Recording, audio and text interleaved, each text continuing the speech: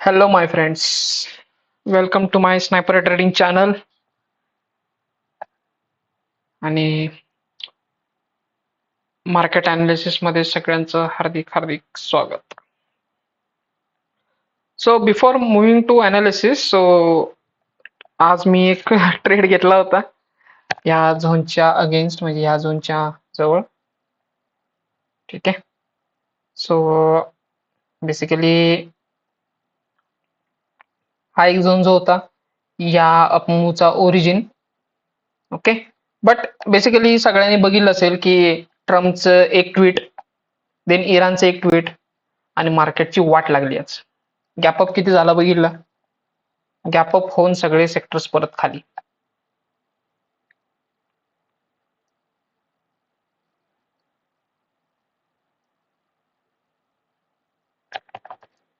So basically ठीक आहे. आता काय, आज जवळपास 2 महिन्यातून मी एक ट्रेड घेतला होता, त्यानं पण आज एस एल हंट केला माझा.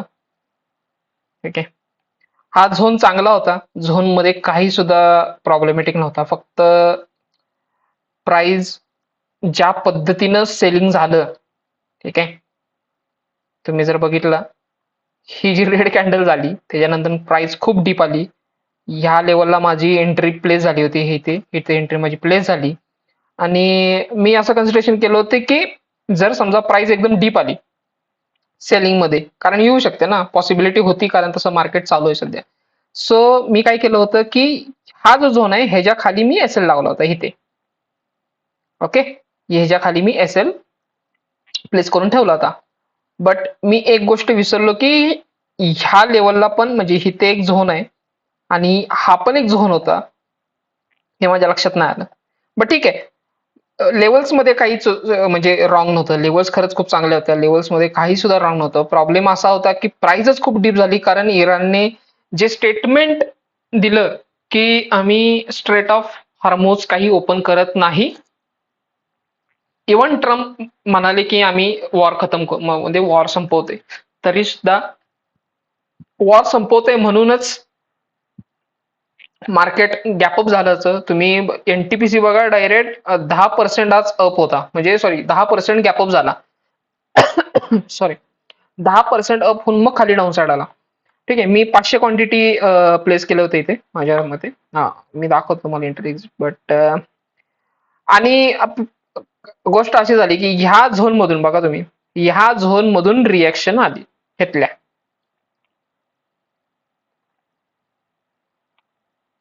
हे माझ्याकडून मिस झालं.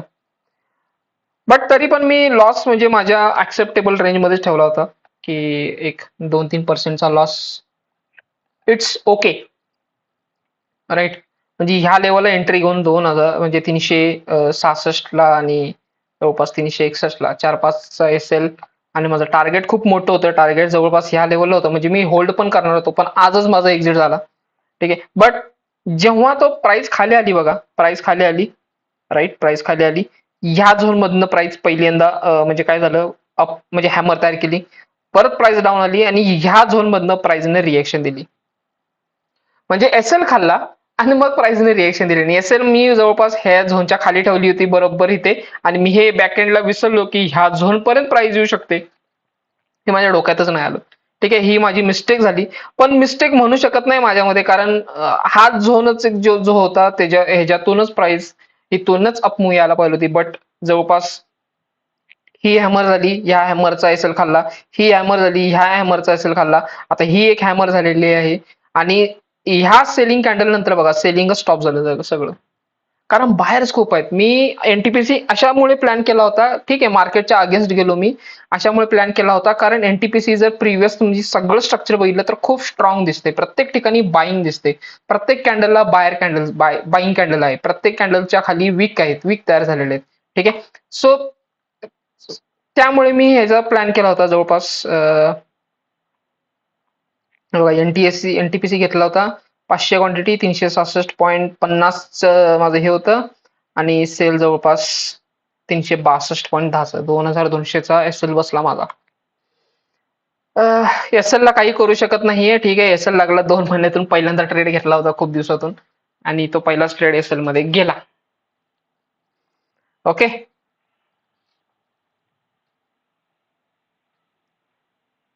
हे माझं धनचं अकाउंट आहे. मी मोस्टली धनमध्ये ट्रेडिंग करतो आणि ह्याच्यामध्ये झिरोदामध्ये मी ऑप्शन घेतो. पण आज कदाचित सगळ्यांना माहिती असेल की एसटीटीचे जे काही चार्जेस आहेत ते ऑप्शन आणि फ्युचर्स वरती इन्क्रीज झालेले आहेत. आय थिंक ऑप्शन वरती 50% इन्क्रीज झालेलं आहे आणि फ्युचर्स वरती 150% काहीतरी इन्क्रीज आहे. ठीक आहे. सो बी कॉशस. लॉट साईज कमी ठेवूनच सध्या खेळा. जे रिटेलर्स आहेत, स्मॉल कॅपिटल जे ट्रेडर्स आहेत, स्मॉल कॅपिटल घेऊन जे ट्रेडिंग करतात त्यांच्यासाठी आहे. ओके. सो हा 1 एप्रिल पासून नवीन नियम लागू झालेला आहे शेअर मार्केटमध्ये. So let's go for the analysis. मी म्हणजे बेसिकली काय झालं, मला टाइम पण नाही भेटला बघायला. जेव्हा एसएल लागला तेव्हा मला कळलं यार माझा ट्रेड पण एक्झिक्यूट झाला, देन त्यानंतर एसएल पण हिट झाला. मग मला कळालं. ठीक आहे. So let's analysis the Nifty. बघा निफ्टी गॅप अप झाला का, आहे का? गॅप अप झाला direct 35. Nifty sorry, Nifty energy sorry, या लुक या झोनमध्ये एंट्री गॅप अप. पण एंट्री घेऊ शकत नव्हतं निफ्टी 50 मध्ये ना. निफ्टी 50 म्हणा किंवा आणि कुठले जे हाय मेजर जे स्टॉक्स आहेत निफ्टी 50 मधले किंवा इंडियातले, त्याच्यामध्ये अशी डायरेक्ट एंट्री घेणं पॉसिबलच नव्हतं. कारण ट्रम्पनं ना म्हणजे की वाट लावल्या मार्केटची. तर मी फॉरेक्सचं, गोल्डचं आणि बिटकॉइनचं पण तुम्हाला दाखवतो मी अनालिसिस करून. बट खरंच वाट लावून टाकले यार. म्हणजे काही सुद्धा कळत नाही. हे सगळा गेम जो चालू आहे ना, तो रिटेलरच्या हातातला नाहीच आहे खरं म्हटलं तर. इव्हन मला तर वाटतं की माझ्या हातातला गेम सध्या नाहीच आहे. म्हणजे अनालिसिस वगैरे सगळं स्ट्रॉंग होते, बट काय होते, हे ट्रम्प काहीतरी मध्येच कमेंट करते, उद्या गॅप अप होते, परत गॅप डाऊन होते.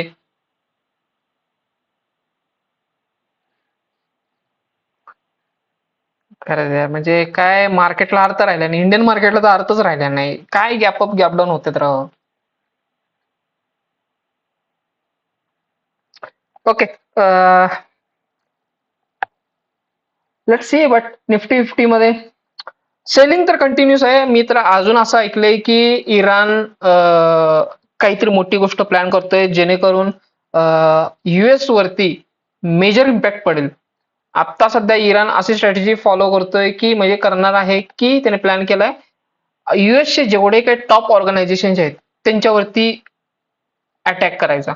आय डोंट नो लाईक कितपत ते करू शकतात किंवा काय. ऑलरेडी त्यांनी युएई मध्ये अमेझॉनचं सेंटर एका ठिकाणी उडवलंच होतं. ठीक आहे. त्यामुळे ते मे बी करू शकतील, करू शकतात, काही सांगू शकत नाही. पण असं दिसतंय की इराणने युएसला एकदम म्हणजे झोपवू दे.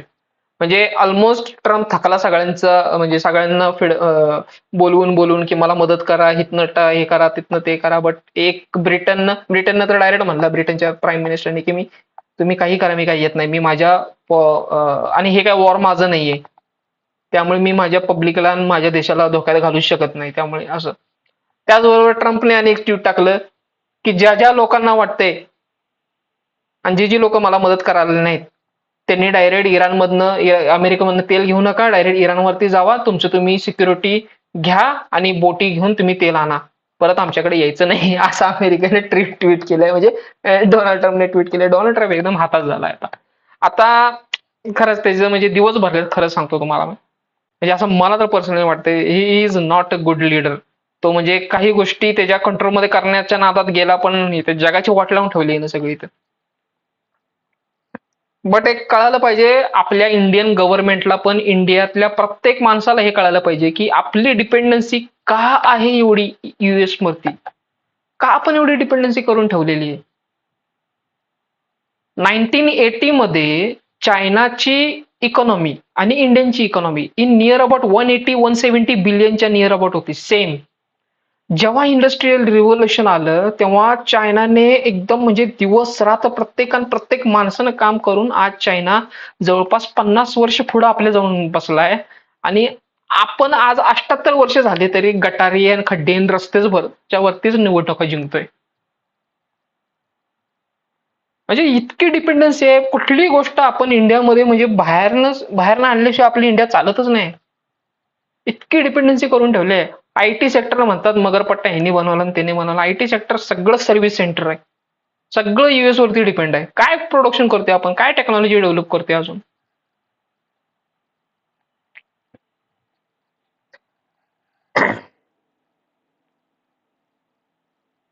Let's back to the market analysis. Don't know like what, but सध्या तरी मला परत मी विचार करत होतो की युएस गव्हर्नमेंटने म्हणजे ट्रम्पने जे काही सांगितलं की 2-3 वीक मध्ये आम्ही स्टॉप करू वॉर सिच्युएशन.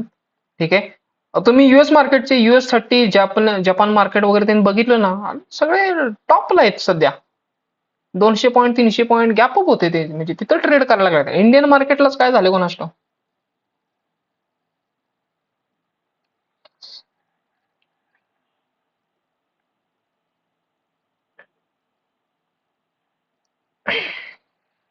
ओके. निफ्टी 50 मध्ये तर कंटिन्यू मी म्हणजे हा जर तुटला ना, म्हणजे लेवल्स त्या सेमच आहेत. लेवल्स मध्ये काही सुद्धा चेंज नाही. लेवल्स इथेच आहेत. लेवल्स ह्या लेवलला म्हणजे येणारच आहे. या झोनलाच मार्केट आलं पाहिजे आता. एवढं जर समजा चालत असेल ना सेलिंग वगैरे, नाही ह्या झोनला आलं पाहिजे आता. आता जर समजा उद्या उद्या चालू आहे का मार्केट? आहे चालू. ठीक आहे. उद्या जर समजा आता एनटीपीसी आपण जो घेतला आणि आपला एसएल लागला आणि उद्या त्या झोन मधनं परत वर गेला तर खूप रिग्रेट होईल, है ना? येस, रिग्रेट तर होईलच. ठीक आहे. It's part of game. आणि तुम्ही बघितलं असाल की आपण जे प्रोबॅबिलिटी केली होती की ह्या झोन मधनं असं होणार तसं होणार, ऑलमोस्ट थोडं आज उलटच झालेलं आहे. ऑलमोस्ट थोडं आज उलटच झालेलं आहे. Okay, let's go with bank Nifty. Bank Nifty पण गॅप अप होऊन साइडवेज गेले. ओके, गॅप अप होऊन साइडवेज गेलेले ह्या झोन मधनं प्राइस ऍक्शन म्हणजे प्राइस मधने मुवमेंट आली. ओके. सो बँक निफ्टीसाठी तर मी ह्या लोअर लेवलसाठीच वेट करतोय. बँक निफ्टी इथं जर आली तर मग आपण बाकीच्या गोष्टी बाय अँड सेल करू शकतो, म्हणजे इन्व्हेस्टमेंट करू शकतो. बट सध्या तरी अजून नाही, माझ्यासाठी तर इन्व्हेस्टमेंट नाही नाही नाही. HDFC gap up, but let's see. HDFC तर डाऊन येणारच आहे. आता 742.35-25 ला आहे प्राइस.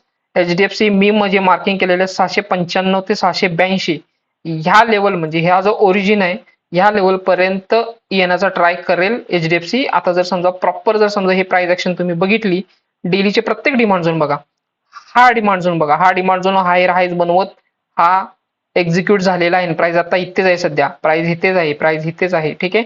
ह्या लेवलला प्राइस येऊन रिॲक्शन आली होती, त्यामुळे परतच्या वेळेला हा डिमांड झोन चालणार नाही. नेक्स्ट हा डिमांड झोन बघा, हा डिमांड झोन आहे. Yes, this is one of the demand zone. हा छोटा डिमांड झोन आहे. तुम्ही जर व्यवस्थित बघितला तर हा एक डिमांड झोन बसतोय. तर ह्या डिमांड झोन मध्ये प्राइस आली होती, रिॲक्शन घेतली, वर गेली, त्यामुळे हा डिमांड झोन सुद्धा चालणार नाही. आता राहिले दोन डिमांड झोन ह्या झोनचे, म्हणजे हा एक डिमांड झोन आहे आणि हा एक डिमांड झोन आहे. सर आता कन्झर्वेटिव्ह विचार केला तर बेस्ट डिमांड झोन हा आहे, म्हणजे मंथली सुद्धा स्ट्रक्चर इथनच रिव्हर्स झालेलं आहे. सो मी म्हणजे प्रोबॅबिलिटी ही दाखवते मला की हा झोनच एचडीएफसी बँकेला थोडंफार म्हणजे थांबू शकतो. इथे एचडीएफसी बँक साइडवेज जाऊ शकतं, पॉसिबिलिटी आहे, होऊ शकतं. ठीक आहे. सो एचडीएफसी साठी अजून सुद्धा लोअर डाऊन साईडच म्हणजे प्राइस ऍक्शन, प्राइस इम्पॉर्टंट आहे. अजून तरी काही मी लगेच बाईंग साईडला उतरत नाहीये, मी उतरणार पण आता नाहीये. थोडं अजून थोडं थांबवतो. कॅपिटल कधी पण लक्षात ठेवा, कॅपिटल सेव्ह करणं, कॅपिटल वाचवणं हे सगळ्यात महत्वाचं आहे. कॅपिटल वाचलं पाहिजे आपलं, तर आपण ट्रेड करू शकू. नाहीतर कॅपिटल उगाच, आता माझा लॉस झाला, 2000चा लॉस झाला, तर मी आता काय परत रिव्हेंज ट्रेड करू? मला टाइम नाही मिळाला, मी सोडून दिलं. Let's again will take it. आता मागच्या वेळी मी आयशा मोटरमध्ये 14,000 काढले होते, आता 2,000 लॉस गेला. It's fine. अजून काढू आपण, अजून आपल्याला ज्या दिवशी आपल्याला ऑपॉर्च्युनिटी मिळेल त्यावेळी अजून काढू. आयसीआयसीआय झोन मधनं रिएक्शन द्यायला चालू करतोय. आता आयसीआयसीआय हितच काय करतोय ते आपल्याला बघायचंय. आयसीआयसीआयने ना हितेच साइडवेज मोमेंटम दिली पाहिजे आता थोडंफार, म्हणजे ह्या झोनच्या वरती क्लोजिंग वगैरे गेली पाहिजे. ओके, म्हणजे आता इथं साइडवेज गेलं पाहिजे. देन हा जो सप्लाय झोन आहे ना, हा सप्लाय झोन, ह्या सप्लाय झोनच्या वरती क्लोजिंग गेली पाहिजे बघा, म्हणजे ह्या लेवलला टच झालं पाहिजे. कारण ऑलरेडी हा सप्लाय झोन टच आहे, राहिला फक्त हा सप्लाय झोन. ह्या सप्लाय झोनला सुद्धा म्हणजे रिएक्शन आलेली आहे. ओरिजिन पासून थोडीशी रिएक्शन पेंडिंग आहे, बट इथून थोडी जास्त रिएक्शन येणार नाही. रिएक्शन जी येणार ना ती ह्या लेवल पासून आणि ह्या लेवल पासून रिएक्शन येणार आयसीआयसीआय बँक मध्ये. म्हणजे आयसीआयसीआय बँक अजून म्हणजे इथं जर समजा इथूनच आयसीआयसीआय बँकचं रिव्हर्सल असेल तर ह्या लेवललाच आयसीआयसीआय काय होईल, बँक काय होईल, सेक्टर काय होईल, हा सॉरी स्टॉक काय होईल, साइडवेज जाईल. साइडवेज जाईल, ह्या झोनच्या वरती क्लोजिंग देईल, मग आपली एंट्री आपण प्लॅन करायची आयसीआयसीआय मध्ये. Okay, till now will wait. हा, इथे पण एक आहे, इथे पण एक गोम आहे बघा, येऊ शकतं. बँक निफ्टी जर खाली आले ना तर हा लेवल, ही लेवल ह्या लेवलला टच करू शकते प्राइस, ही लेवल. यस, ही एक लेवल आहे जी ह्या लेवलला टच करू शकते प्राइस. हा जो झोन होता ह्या झोनचा ऑलरेडी रिएक्शन आलेली आहे ह्याची, आणि इथून अपमूव्ह आलेला आहे, त्यामुळे ह्या लेवलला येऊ शकतं कारण इथला जर एसएल खायचं असेल, इथे सगळ्यांना बायर साईडला, म्हणजे इथं काय होऊ शकतं इथे की ह्या साईडला बाईंग सेक्शन क्रिएट करायचा, एसएल घ्यायचा आणि मग वर जायचं. सो तसं होऊ शकतं. It's a probability.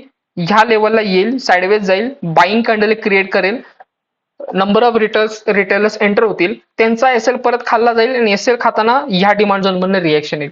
तसंही होऊ शकतं. It is a high probability दिसते मला ह्याची, हाय प्रोबॅबिलिटी दिसते. ठीक आहे, let's go for the SBI life insurance. SBI life insurance मध्ये काय झालं, एसबीआय लाईफ इन्शुरन्स मध्ये हा जो झोन होता ह्या झोन मधनं रिएक्शन सध्या आलेली आहे, बट अजून चांगली रिएक्शन आलेली नाहीये. बायर्सने म्हणजे बायर्स आहेत हे असं तर दाखवलेलं आहे, या झोनला सध्या बायर्स आहेत असं तर दाखवलेलं आहे.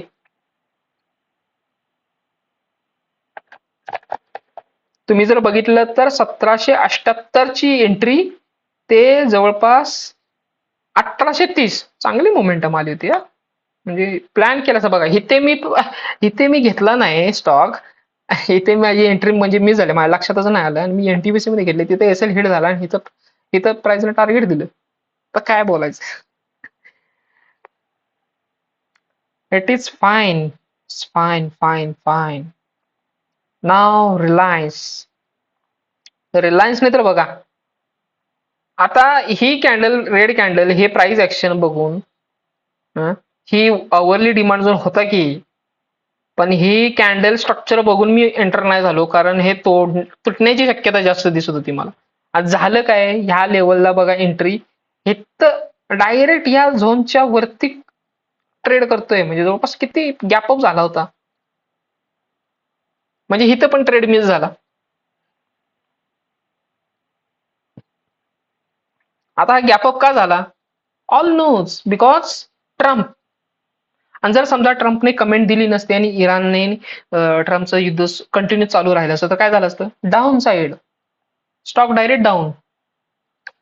म्हणून मी प्लॅन केला नव्हता.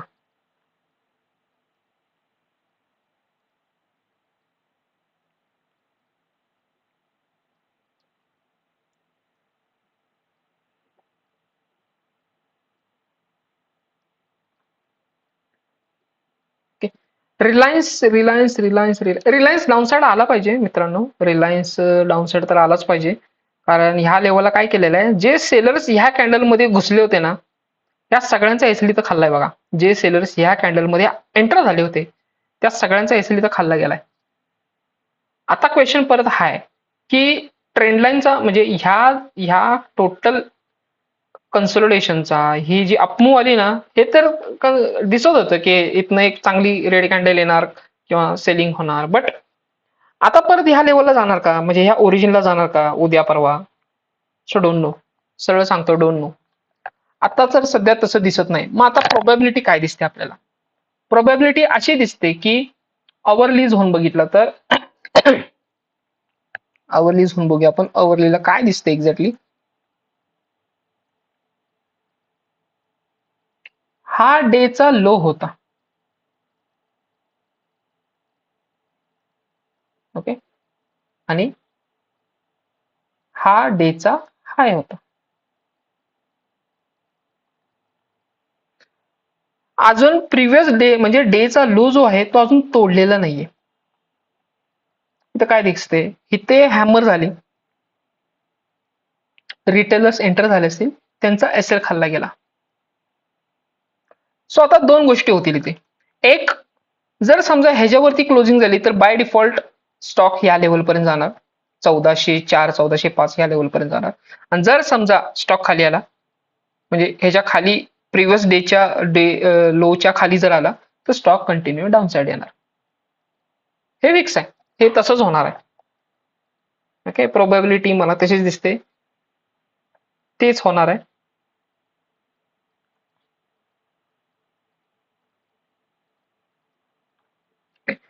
आता काय दिसतंय की जर ही मी झोन मार्क केला पुढे जाऊन, तर असं दिसतंय की हा जो रेजिस्टन्स झाला होता, प्रिव्हियसली हा सपोर्ट होता, आता हा रेजिस्टन्स आहे, आता परत सपोर्ट झालाय.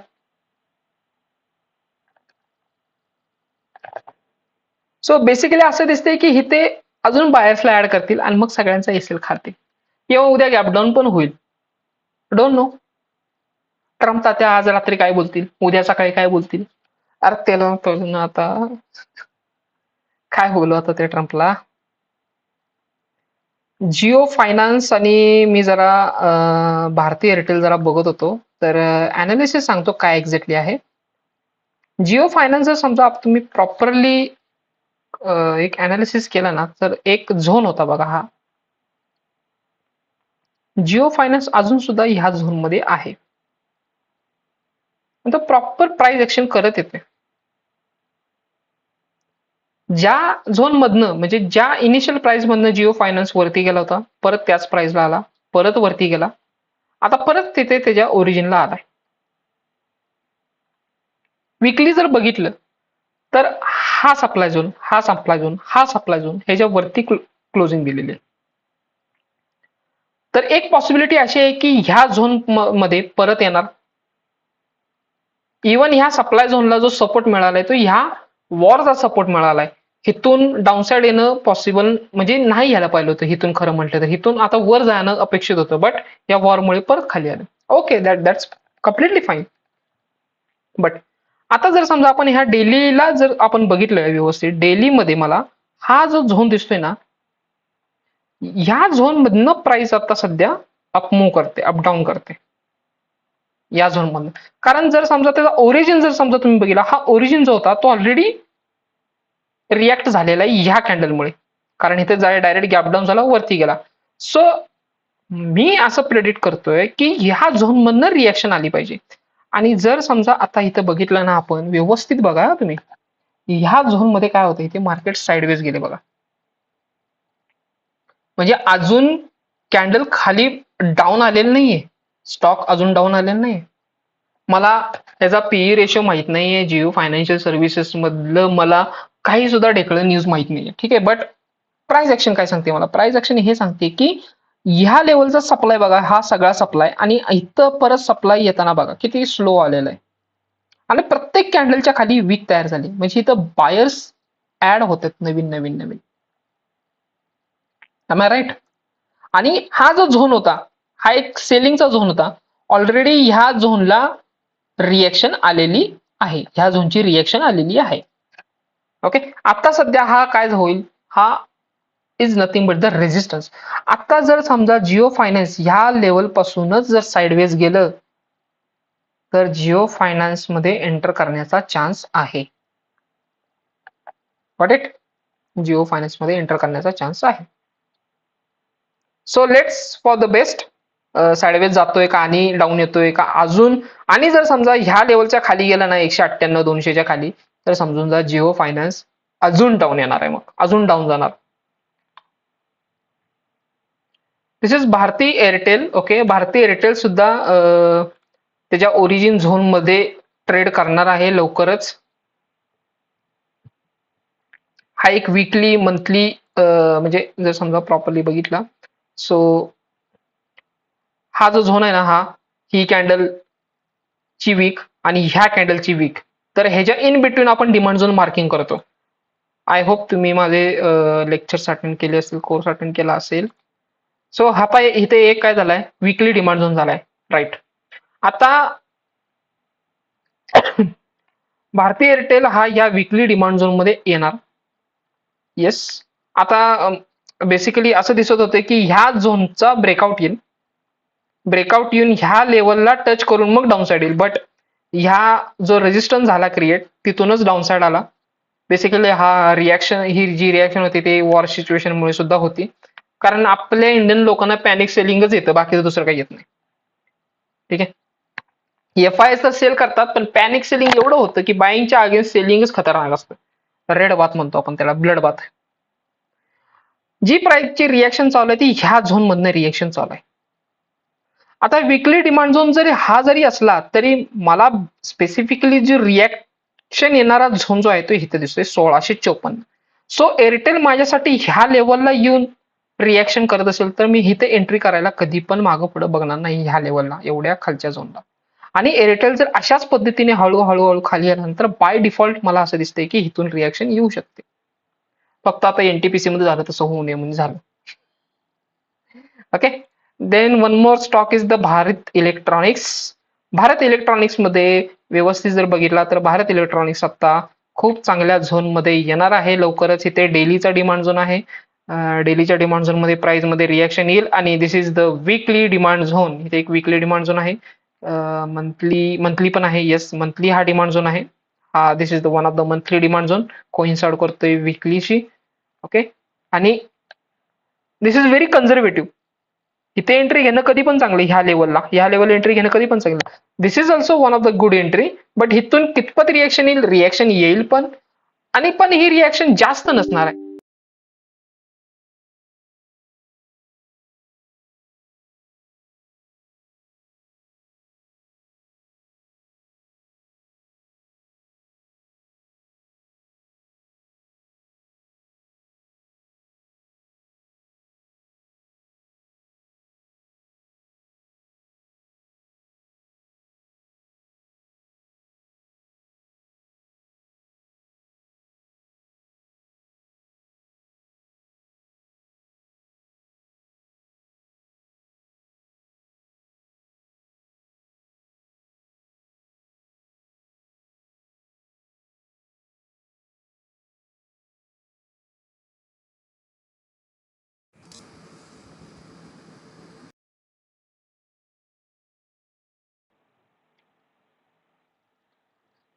सॉरी, माझा आय थिंक लॅपटॉप थोडा शटडाऊन झाला होता. रेकॉर्डिंग तर चालू आहे ना, 27 मिनिट. Yes, okay. सो मला असं दिसतंय की this is very good entry, conservative entry आहे. इथे एंट्री घेऊ शकतो आपण. Okay. This is also one of the good entry. But इथून जास्त रिॲक्शन येणार नाही, इंट्राडे वगैरे करू शकता. ठीक आहे. राईट. या लेवलची वेट करा आणि इथे एंट्री घ्या. ओके. सो आय होप की अनालिसिस हा व्हिडिओ बघून तुम्हाला नक्की समजेल की काय होणार आहे. सध्या लेवल म्हणजे कंटिन्युअसली सेम आहेत, कारण वॉर चालू असल्यामुळे डाऊन साइड तर कंटिन्युअसली येणार आहे. एकाने तर प्रेडिक्ट केले की निफ्टी काही दिवसानंतर खूपच खाली येणार आहे. सो मी म्हणतोय तसं जर झालं तर मी म्हणतोय तसं होणार की 18-19 हजाराला निफ्टी येऊ शकते. ठीक आहे. Hope so well. तसं झालं तर वेल अँड गुड आहे यार. आपल्याला खूप डिस्काउंटेड प्राइजेस मध्ये स्टॉक मिळणार आहेत आणि तेव्हा तर डायरेक्ट पैसे होता येईल. Okay. So please like the video, share with your friends and subscribe my channel. If you need anything other informations regarding to the stock at specific particular stocks, so please add the comments in the section so we can make the video for it according to the demand and supply zone. Yeah. Thank you. Tata. Bye bye.